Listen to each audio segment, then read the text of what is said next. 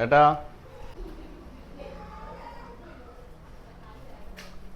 ഞാൻ SIR form പൂരിപ്പിക്കാൻ തന്നിരുന്നല്ലോ, അതൊന്ന് കളക്ട് ചെയ്യാൻ വന്നായിരുന്നു. അതൊന്ന് പേപ്പർ ഒന്ന് എടുത്ത് തരുമോ? വരി കയറി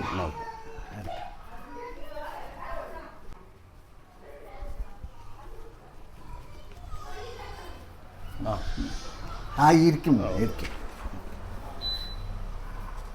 ഇത് എൻ്റെതാണ്. ഇത് നിങ്ങളല്ലേ? ഓക്കെ. ഇത് ഭാര്യ. ഓക്കെ.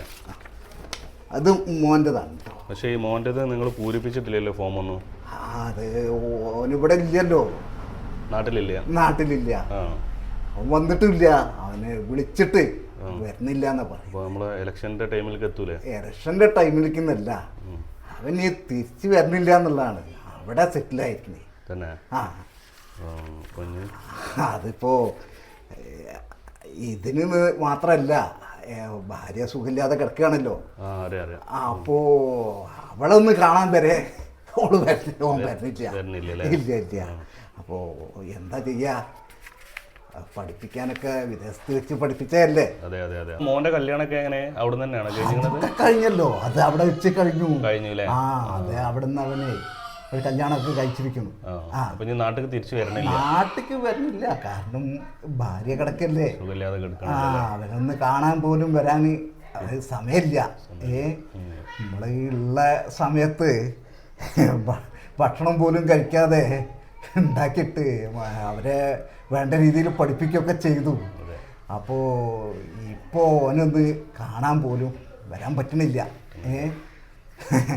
അന്ന് നമ്മളും കുറച്ച് അഹങ്കരിച്ചിരുന്നു, കാരണം ഉള്ള കയ്യിലുള്ളതൊക്കെ കൊടുത്തിട്ടാണല്ലോ ഇത് ചെയ്തത്. ഇപ്പോൾ പൈസ ഉണ്ടായിട്ടൊരു കാര്യമില്ല. അവര് ഒന്ന് കാണാനെങ്കിലും വരണ്ടേ. ഇപ്പോൾ നമ്മളെ പാലിയേറ്റീവ് കെയറിൻ്റെ ആൾക്കാരുണ്ടല്ലോ, ഹെൽത്തിലെ, അവരാണ് ഇപ്പം നമുക്ക് വേണ്ട സഹായങ്ങളൊക്കെ ചെയ്യണത്. ഭാര്യയ്ക്കുള്ള ശുശ്രൂഷകളൊക്കെ അവരാണ് ചെയ്യണത്.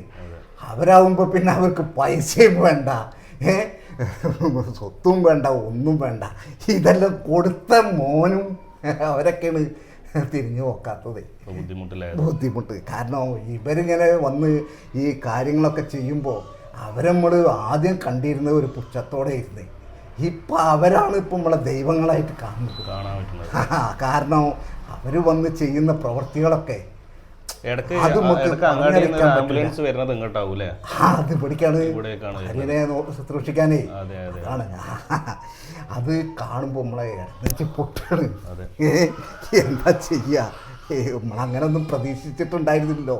കാരണം അതുകൊണ്ടാണല്ലോ മോനെ വിദേശത്ത് വിട്ട് പഠിപ്പിക്കാനൊക്കെ തീരുമാനിച്ചത്. മോനൊരു ചായ എടുക്കാം. അല്ല, ചായ എടുക്കാൻ ഞാൻ തന്നെയാണ്. ഇപ്പോൾ BL ആയിട്ട് ഇപ്പോൾ കുറച്ച് ദിവസമായിട്ടുള്ള ഈ വർക്ക് കിട്ടിയതിൻ്റെ ശേഷമാണ് ഇപ്പോൾ നമ്മൾ ഈ നാട്ടിലുള്ള എല്ലാ വീടുകളിലും കയറി ഇറങ്ങുമ്പോഴാണ് ഇപ്പോൾ ഇതുപോലെ നമ്മളെ അവസ്ഥകൾ അറിയണത് ഓരോരോ വീടിൻ്റെ. അപ്പോ നമ്മൾ ഈ ചുറ്റുവട്ടത്ത് തന്നെ ഒരുപാട് രോഗികൾ ഒരുപാട് സ്ഥലങ്ങളിൽ ഇതേപോലെ ഉണ്ട്. ഒരുപാട് ആരും അത് പറയുന്നില്ല, കാരണം സ്വന്തം മക്കളല്ലേ.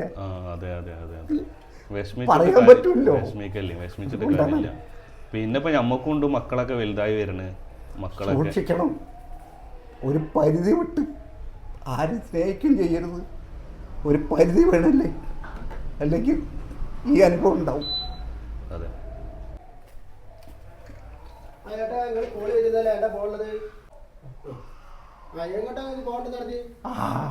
രാജീവോ? നമുക്ക് പോകാനുണ്ട്. പിന്നെ ഇത് ഓട്ടോ ആയിട്ട് വന്നതാണ്, നമ്മുടെ അയൽവാസിയാണ്. ഇവരൊക്കെ ഇപ്പം നമുക്കൊരു സഹായത്തിനുള്ളത്. എന്നാ ഞാൻ നിങ്ങൾ പോയിക്കോളൂ, ഞാൻ ഇറങ്ങട്ടെ എന്നാല്. എന്നാ ശരി കേട്ടോ. ഓക്കെ. പ്രിയ സുഹൃത്തുക്കളെ, SIR ഫോം നിശ്ചിത തീയതിക്കകം തിരിച്ചു നൽകുക.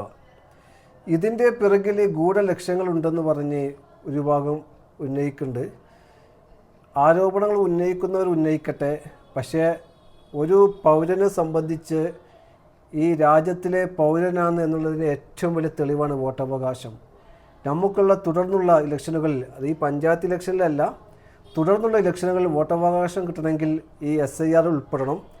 എല്ലാവരും ഫോം കറക്റ്റായി പൂരിപ്പിച്ച് നിശ്ചിത തീയതിക്കകം നൽകുക.